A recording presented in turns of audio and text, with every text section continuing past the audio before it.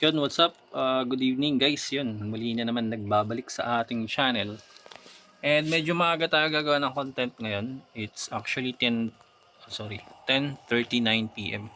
And kakatapos ko lang mag 3v3, ayun, lose streak. Ang malas guys, ilang beses tayo man nakakaroon kakampi na feeder, pero okay lang naman. At least dalawang panalo tayo and then tatlong talo. Bagsak na yung win rate natin, kakasolo. Try naman natin susunod guys, ano tawag dito, may kasama naman tayo, try natin kung anong difference na. Ito gold 1 pa lang ako, ang win rate ko 50% pa lang, sobrang nababawi lang din yung panalo talo natin. Anyway guys, ang advantage na ito guys, kapag ka naka 5,000 points ka na, magkakaroon ka nito every end ng season, validity remove at the end of the 3v3 season. Yan, magkakaroon kaya yata nito. Makuha mo sa base stats niya. And of course, syempre, huwag kayong umabsent sa 3v3. Ang important kasi doon, hindi lang yun guys. Kasi pwede kayong mag-craft. Okay, importance ng 3v3 guys. Hindi na ako punta sa craft NPC. Dito. Turo ko na din sa inyo guys kung paano ako nakakapag-craft na hindi na ako pupunta sa craft NPC. Ganito lang, inventory. And then kahit ano dyan sa gear mo, click mo yung forge and then inlay, tapos click mo yung bato and then ito, craft speed. Yan. So yan. Ito yung mga glorious gear. Actually pwede na ako mag-craft ng armor, pero hindi kasi yung armor yung target ko guys, yung weapon ng target ko. Alam niyo naman, naka pure damage ako. Wala akong wind. Tinanggal ko yung mga wind na flow rate ko. Naka HP plus damage, naka HP and damage lang ako. Siguro maglalagay ako ng wind. Tinatabi ko lang muna. Pagka kailangan ko na. Kailangan ko lang muna ipa-level up yung yung fire, yung ice, and then wind. Yun, pinapa-level up ko muna yung fire, yung ice, and wind. Kukunin ko lang muna yung yung sa inlay. Kukunin ko lang muna yung kahit hanggang hanggang level 105. Hanggang level 105. Etong fire, yung ice, at saka yung palaki lang ako ng HP muna guys. Tapos kapag nakuha ko na yun, halimbawa, nagkaroon na ako ng space, tsaka ako na isisingit yung yung PVP reduction ko, yung wind, which is yung wind. Ito, nandito lang sila sa storage. Yan, nandyan lang sa storage ko. Yan. Okay, dito kay Jacob, yung nag-PM sa akin dun sa may Facebook page. Kasi pag mag-PM nun, pinapanood niya yung progress ng character ko kasi ang baba ng level ko, ang ganda ng pagkaka-enhance ko ng weapon ko, Ayan. So, papasok na rin tayo sa gear enhancement part 2, So, kung mapapanood yung last video ko, 'di ba naka T6 ako noon, and then ang set ko lang ata noon is plus 15, then plus 16, parang ganun lang yata. 14, 15, 16 lang yata. Ngayon naka tayo plus 17, plus 18, and then dalawang failed. Ito, yung dalawang accessories. Kasi pag nag-failed ako guys, hindi ko na inuulit. Isang failed lang yun guys inuulit ko once, isang beses lang. Kapag nag-failed ulit, hindi ko na uulitin. Okay, so yan. Tapos check natin yung storage ko. Andito pa rin yung jewel ko. Ayan diba? Andiyan pa rin yung mga jewels ko. And then nabili ko na ba dito? Ayun, nabili ko na nga sila. So yan, iniipon ko lang. Yun. So level 281 pa lang tayo guys. Ang goal ko kasi before ako mag level 300, kailangan naka plus 21 set na ako. Yun kasi yung goal ko before ako mag level 300. Kasi medyo makunat na ang EXP pagdating ng level 281. Ito, bibigyan ko kayo ng sample. I-fast forward ko na lang. Tignan nyo, naka 50% XP. Papakita ko sa inyo kung gaano karampot yung bigay na XP na ng gold, And Jacob, question mo din kung bakit ako lagi nakatambay sa golden boss, 'di ba? Ito 'yun, Jacob. Pakita ko sa iyo.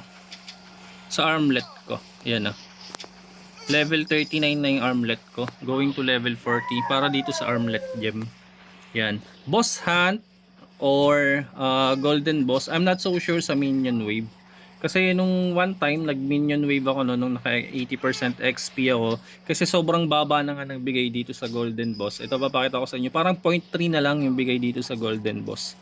Kaya nag-minion wave ako nun. Ang purpose ko kasi nito kung bakit lagi ako naka EFK dito is para sa armlet ko. And take note, may failed to.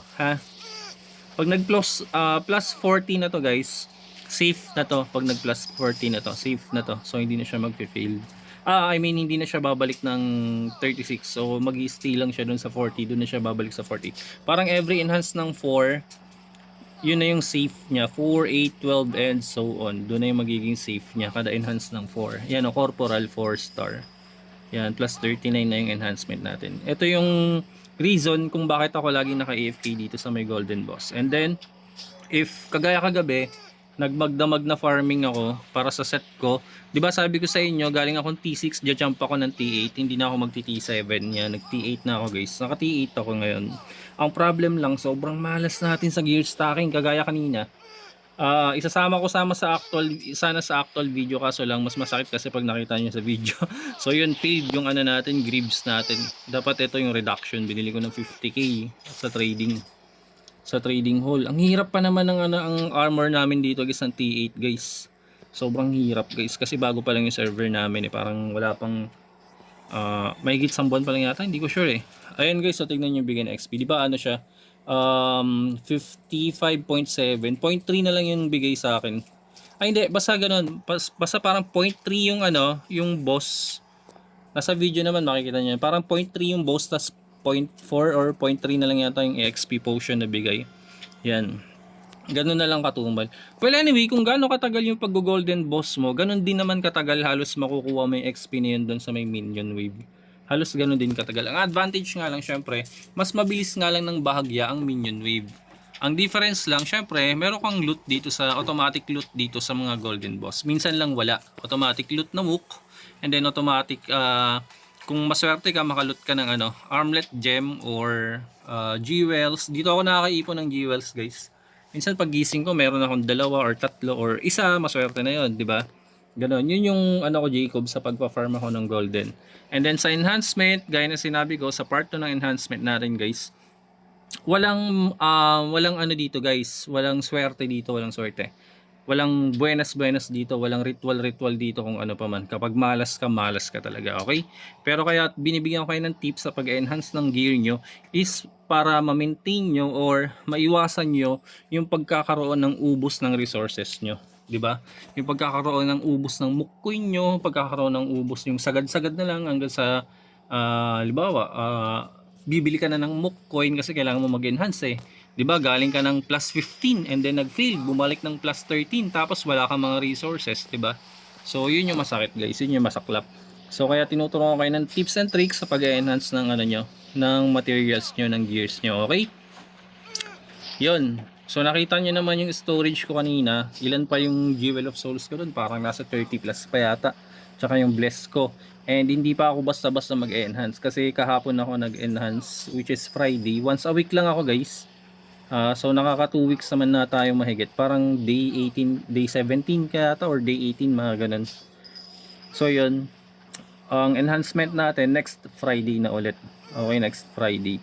O baka level 300. Before tayo mag level 300 mag-enhance na tayo. Okay? Kasi mamayang 12 magre-reset na naman yung ano. Makakuha na naman tayo ng tig 5 na. I mean 5 na Jewel of Souls. Tapos 10 pieces na Jewel of Bless. And then Jewel of Creation guys. Bumibili rin ako na ito guys. Bumibili ako niyan sa may trade. Yan sa may material. Yung creation, bumibili din ako niyan dito pagka may naipon akong ano, mook coin. Para yan sa fruit. Actually, mababa pa yung fruit ko guys eh. Next time ko na i-reveal yung fruit ko. Sobrang baba pa as in. Makikita nyo naman eh kapag level. Tsaka naka ano lang ako guys, naka-recommended lang ako. Hindi muna ako nag pure ENG or pure AGI. Hindi muna ako nagpakunat ng todo. Naka-recommended lang ako. Kasi pine-prepare ko yung isang free na ito. Ito yung first time for free. Di pa ako nagre-reset. Prepare ko to guys pagdating ng ano. Siguro T12 or ganun or and so on or above. Pine-prepare ko yan. Tsaka na ako mag-aayos ng ano ko, ng stats ko. Yan. So okay pa naman. Ang kulang ko na lang dito sa item ko is yung shield ko. Medyo pangit pa yung shield ko, which is may EDR naman. Ang kailangan ko kasi dito ASPD. Kailangan ko pa ng ASPD, medyo mabagal pa ako mag-farm. And hindi na ako nag T8 guys. Kasi kagaya ng sinabi ko, mahirap mag-overlap ng T8 pa sa server natin. Kaya nag-perfect T7 muna ako ng weapon. Ayan o, pakita ko yung weapon ko guys. Pero bago ko nabuo to guys, 2 weapon ang nabasag ko dito. Magkano ang isa? 125k. 2 weapon. 250k yun guys. Ganun kabigat, di ba? So 2 weapon bago ko na perfecto ang nabasag dito. Kasi sa T7 walang protection stone, hindi kagaya ng sa T8 merong protection stone, di ba? So yun lang guys, mag-end na ako sa video na to, Gear Enhancement Part 2, and then yung question ni Television for Gamers, yun na yun. So Gear Enhancement Part 2, and then yung kay Jacob, kasi naka-summoner siya. Actually may mga ka-guild ako dito ng mga summoner, medyo mabababa pa yung mga levels nila, and hindi pa ganun ka tawag dito, ka-solid yung set nila. Kasi ang ginagawa kasi nila, binigyan ko sila ng tip, sabi ko, as long as kaya nyo pa munang mag-farm na gamit yung set nyo, nabuto set nyo, wag muna kayong bumili ng item nyo. Halimbawa, naka T6 kayo, wag na kayo mag T7, gamitin nyo na lang yung T6 hanggang makaipon kayo ng T8. Jump na kayo ng T8 yon. Pagdating nyo ng T8, yan, doon na kayo doon nyo na gamitin yung resources nyo. Kasi sa server pa lang namin guys, ang highest pa lang ata is T9. T9 pa lang ang highest. Eto guys, punta na kayo ng trade, wag na sa player. Makikita nyo naman dito sa equipment.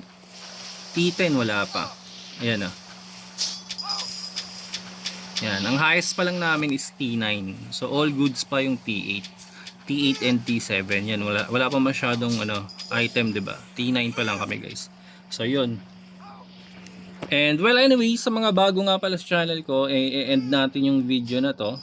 Siguro sa after 4 days ulit tayo bago tayo mag build up ng content ulit. And then comment lang kayo guys para ma-shoutout. Shoutout kay Jacob and then Television for Gamers. Salamat sa comment ninyo, and I hope nasagot ko yung mga questions nyo. Salamat Jacob sa pag-PM and effort sa pag-PM sa page natin. Thank you. Nakapag-reply naman ako guys pag may time ako, and pag nakaharap naman ako sa PC ko, nababasa ko naman kagad. So yun lang, pa-like, pa-subscribe, and pa-hit ng notification bell. Maraming salamat. Bye-bye and good night.